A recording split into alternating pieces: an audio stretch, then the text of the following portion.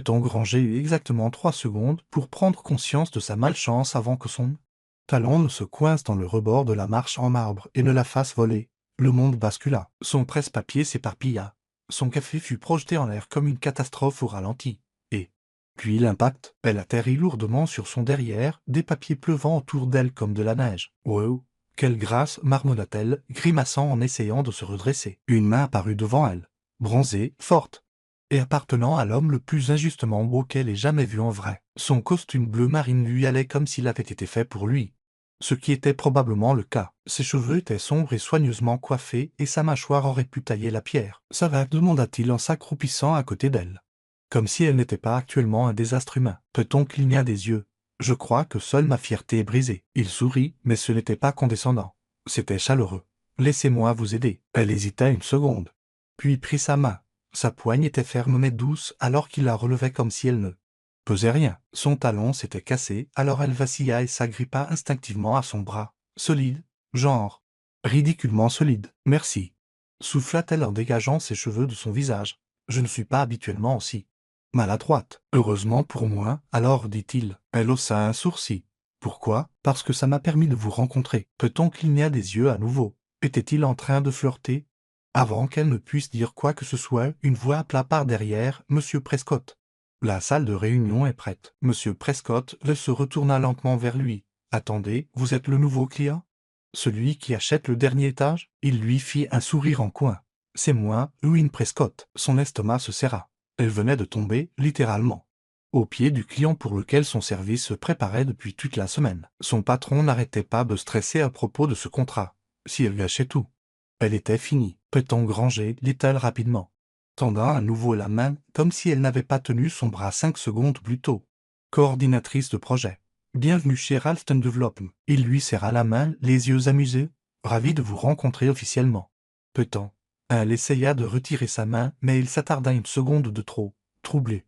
Elle recula et grimaça. « Vous boitez ?» dit-il en fronçant les sourcils. « C'est juste le talon, » répondit-elle en soulevant sa chaussure cassée. « Ce n'est pas grave. » Il regarda autour de lui. Quelqu'un peut-il lui apporter une chaise avant qu'elle ne puisse protester? Owen était déjà en train d'enlever sa veste de costume et de la poser sur la marche derrière elle. « Asseyez-vous, s'il vous plaît. » Elle hésita. « Écoutez, si vous vous évanouissez de douleur et que je n'ai rien fait, mes avocats me tueront. » Cela la fit rire. Waouh, charmant et juridiquement prudent. Il sourit. C'est un don. Peut-on s'assit, essayant de ne pas rougir. Elle s'attendait à ce qu'il se retourne et parte, mais au lieu de cela, il s'accroupit à nouveau, examinant sa cheville comme s'il avait une formation médicale. « Je vais bien, dit-elle, soudain très consciente de sa proximité. « Non, dit-il simplement. Elle enfle. Vous êtes toujours aussi autoritaire, seulement quand j'ai raison. » Avant qu'elle ne puisse répliquer, leur chef de bureau revint avec une trousse de premier secours. Owen la prit, ignorant la surprise de l'assistante, et commença à lui bander la cheville comme s'il l'avait fait 100 fois. « Vous faites ça souvent ?» demanda-t-elle en regardant ses mains. Ma sœur cadette se foulait la cheville à chaque saison de basket. « Donc vous êtes du genre grand frère protecteur ?» Il leva les yeux.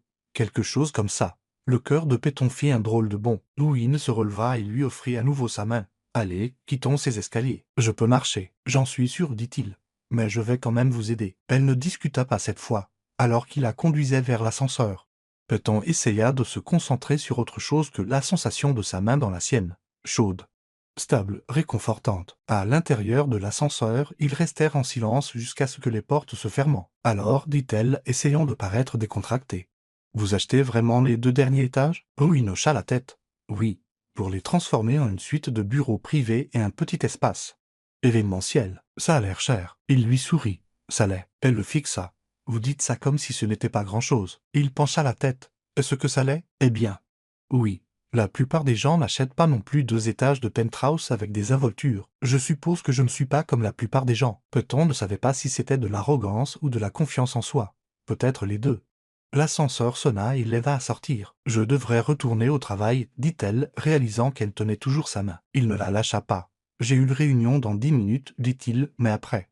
J'espérais vous demander quelque chose. » Péton haussa un sourcil. « Comme quoi? Déjeuner. » Elle cligna des yeux. « Vous m'invitez à sortir? »« Je vous invite à déjeuner, dit-il, un sourire étirant ses lèvres. Ce qui se passera après dépend de vous. » Son cœur battait trop vite. Ce devait être une sorte de blague. Pas possible que quelqu'un comme lui riche, puissant, stupidement attirant l'invite à sortir parce qu'elle avait trébuché dans un escalier. « Pourquoi ?» demanda-t-elle, sincèrement confuse. Wynne la regarda comme si elle manquait quelque chose d'évident. « Parce que vous êtes intelligente, honnête. Et que vous n'avez pas fait semblant de ne pas être MBARRASSE accent aigu quand vous êtes tombé devant moi. C'est rafraîchissant. » Elle le dévisagea. « Dites oui, dit-il. » Elle hésita. « D'accord. » dit-elle. Mais seulement si vous promettez de ne pas parler de la chute pendant le déjeuner. Il prit une expression faussement sérieuse. Pas de promesse. Péton secoua la tête, souriant malgré elle. Vous êtes ridicule et persévérant. Clairement. Il lâcha enfin sa main. J'enverrai quelqu'un vérifier votre cheville dans une heure, dit-il. Et je viendrai vous chercher après ma réunion. J'ai hâte, dit-elle avant de pouvoir s'en empêcher. Alors qu'il s'éloignait, Péton s'appuya contre le mur. Le cœur toujours battant la chamade, elle avait glissé dans un escalier. Ça. C'était normal. Classique Péton. Mais le millionnaire lui offrant sa main, oui, ça, c'était nouveau. L'odeur d'ail rôti et de basilic frais flottait dans l'air, mais Péton la remarqua à peine. Fixant de l'autre côté de la table un acajou brillant ou une Prescott, qui, pour une raison qui lui était encore totalement obscure, avait insisté pour l'emmener déjeuner. Et pas n'importe quel déjeuner. L'endroit qu'il avait choisi n'avait même pas de prix sur le menu. Le serveur s'était incliné. Incliné. Péton avait passé les 5 premières minutes à se demander si elle était censée faire là. Révérence en retour. Maintenant, assise à côté d'une baie vitrée donnant sur la ligne d'horizon de la ville, elle sirotait un verre en cristal rempli de quelque chose qu'elle ne pouvait pas prononcer. Essayait de ne pas avoir l'air d'appartenir davantage à l'aire de restauration du rez-de-chaussée. Alors, dit Wynne, posant son coude sur la table tout en faisant tourner nonchalamment son verre. Dites-moi quelque chose qui vous passionne et qui n'a rien à voir avec le travail. Péton haussa un sourcil. C'est vous qui venez d'acheter 2 étages de bureau. Me devrais-je pas être celle qui pose les questions difficiles? Je trouve les gens plus intéressants quand ils ne cherchent pas à se vendre. Vous êtes toujours comme ça au premier rendez-vous? Seulement avec les gens qui me laissent dans l'expectative. Elle pencha la tête.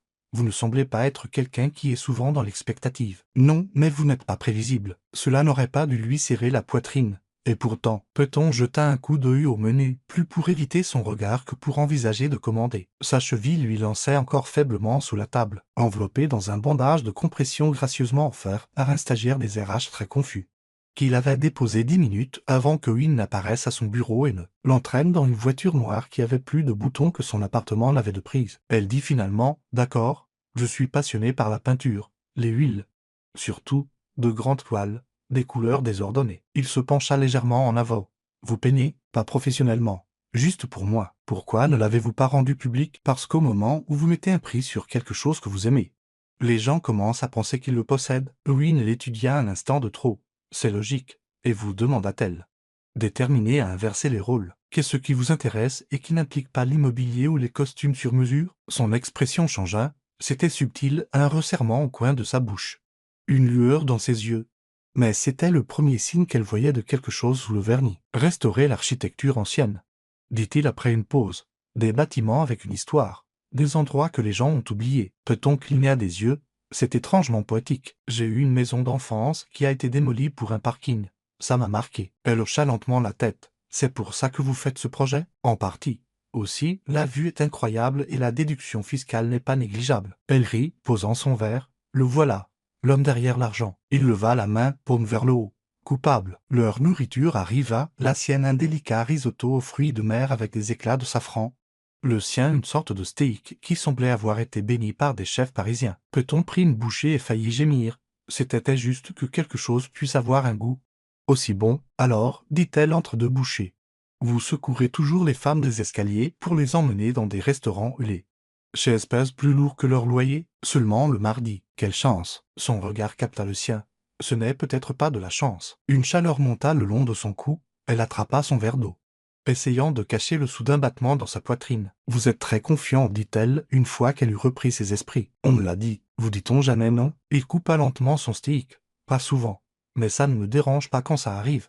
Ça garde les choses intéressantes. Et me trouvez-vous intéressante? » Extrêmement. Elle posa sa fourchette. « Pourquoi? » Oui, il ne répondit pas tout de suite. Au lieu de cela, il se pencha en arrière, l'étudiant comme si elle faisait partie de l'un de ces vieux bâtiments qu'il voulait restaurer. « Parce que vous avez un mur, » dit-il finalement. Pas le genre qui tient les gens à l'écart. Le genre qui les met au défi de frapper. La gorge de Péton se serra.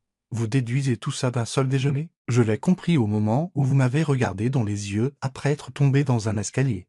Et que vous ne vous êtes pas excusé d'exister. Elle ne sut que répondre à cela. Lorsque les assiettes furent débarrassées et que le dessert fut proposé, Péton refusa. Mais Win commanda quelque chose d'imprononçable qui arriva dans un bol en verre ressemblant à deux. L'art moderne, il en prit une bouchée et lui tendit la cuillère. Elle cligna des yeux. Vous essayez sérieusement de me faire manger du dessert? Je ne partage pas avec n'importe qui. Roulant des yeux, elle se pencha et prit une petite bouchée.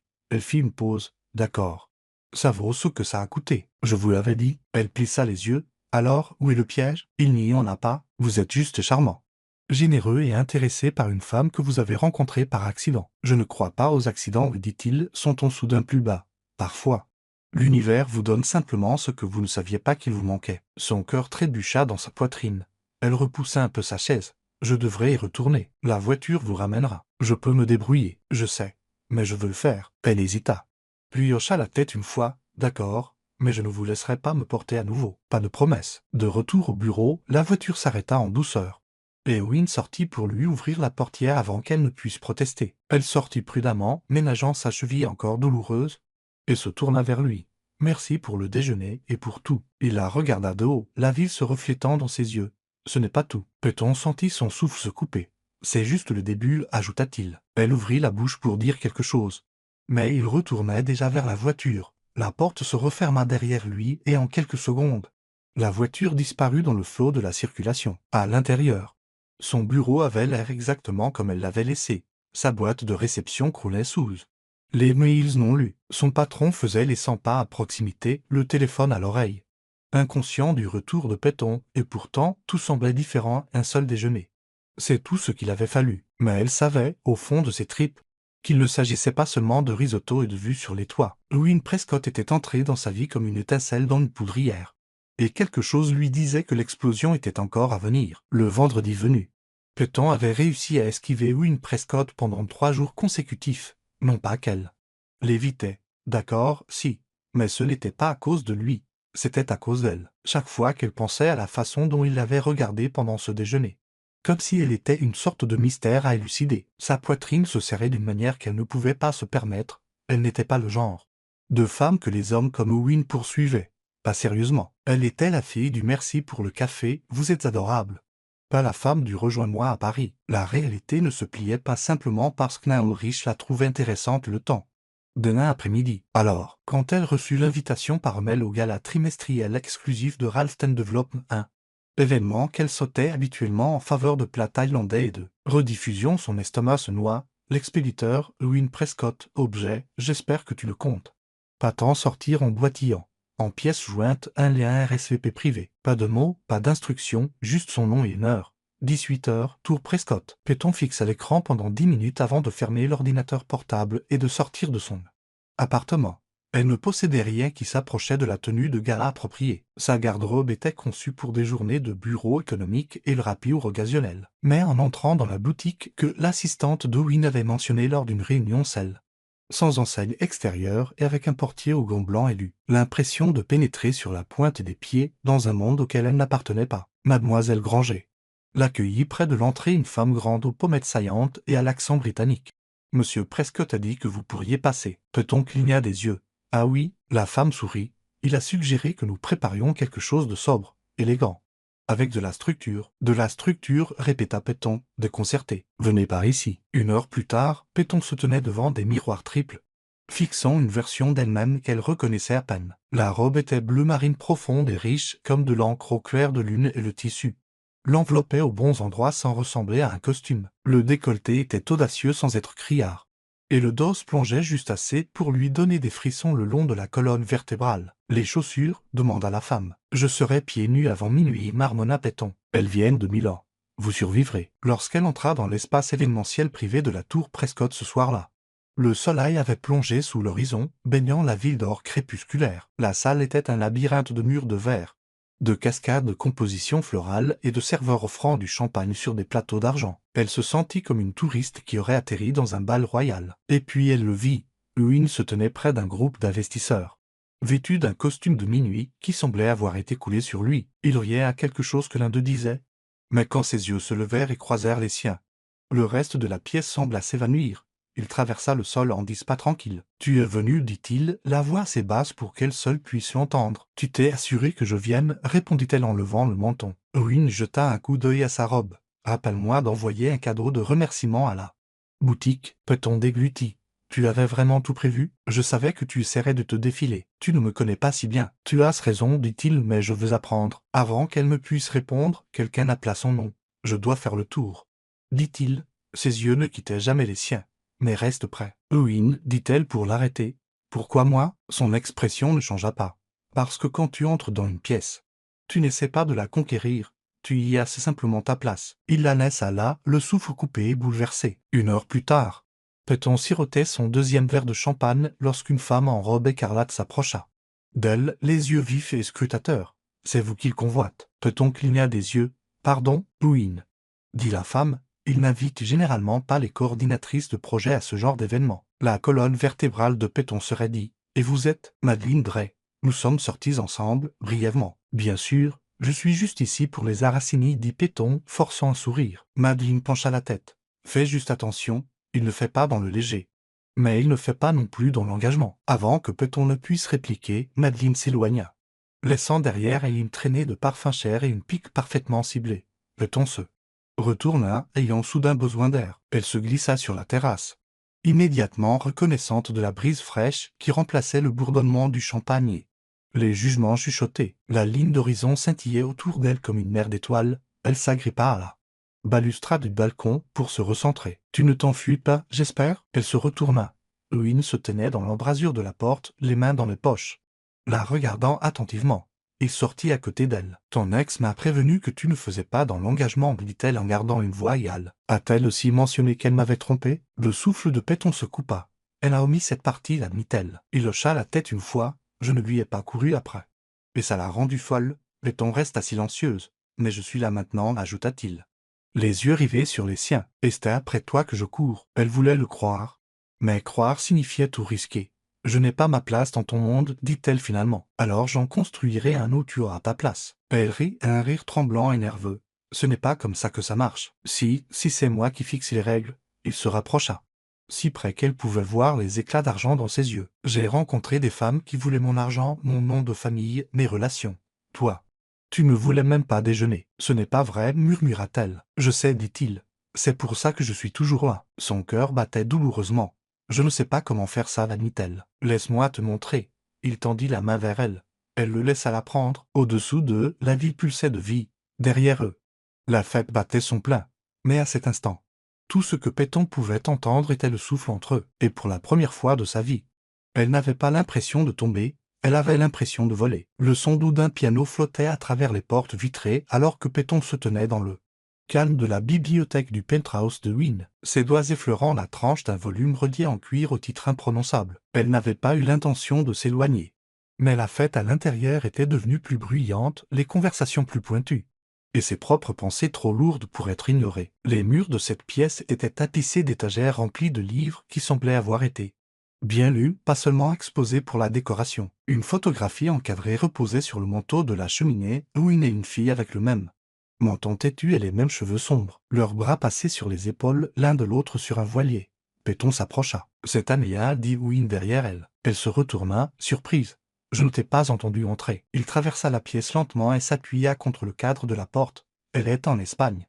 Maintenant, elle termine une bourse de recherche. Elle m'envoie des photos de chaque ruine qu'elle escalade. Vous êtes proches. On s'était élevés l'un l'autre, dit-il. Nos parents étaient trop occupés à prétendre que nous étions des accessoires. Péton baissa les yeux vers le tapis. Je ne voulais pas fouiner. Tu ne fouines pas. Il fit un pas en avant.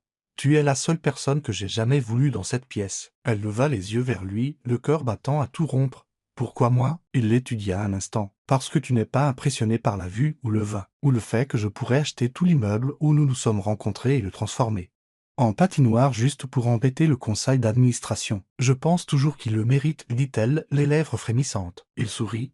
Mais tu vois au-delà de tout ça. Tu poses de vraies questions.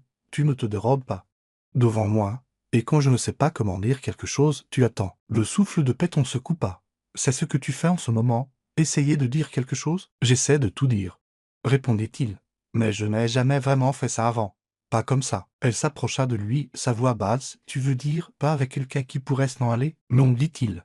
Pas avec quelqu'un que je suivrais s'il le faisait. Le silence entre eux s'étira, lourd de tout ce qu'il n'avait pas eu la chance de se dire. Je ne veux pas être une distraction, murmura-t-elle. Tu n'en es pas une.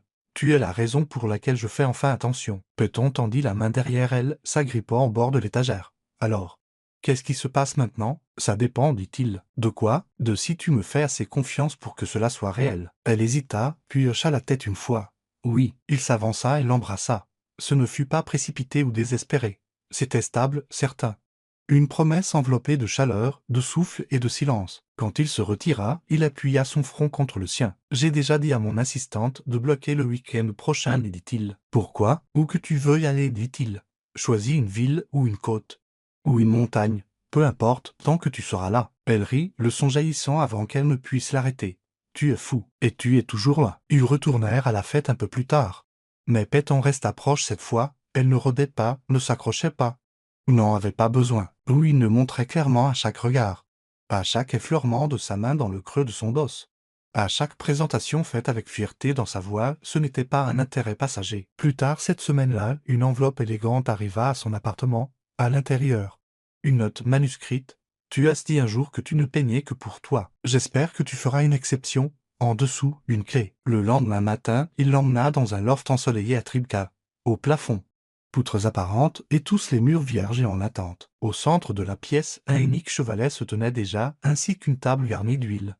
De pinceaux et de rouleaux de toile neufs, plus grands qu'elle. Péton se retourna lentement. « Tu as loué ça? Je l'ai acheté. » Son souffle se coupa. Il s'approcha d'elle lentement. « Si tu veux peindre, tu peins. Si tu veux quitter ton travail et voyager pendant 1 an. On fait nos valises ce soir. Je ne veux pas que tu changes pour moi. Je veux juste que tu fasses tout ce dont tu as toujours rêvé. Et que tu me laisses être à tes côtés pendant que tu le fais. » Elle secoua la tête. Bouleversée. « Comment peux-tu dire des choses comme ça, sans avoir peur que je m'enfuis? Parce que je te fais confiance, dit-il, et parce que je sais reconnaître quand quelque chose vaut la peine d'être gardé. » Cette nuit-là, Péton se tenait pieds nus au milieu du studio. Les cheveux relevés en un chignon lâche, de la peinture déjà étalée sur sa joue. Il était assis par terre à proximité, les manches retroussées.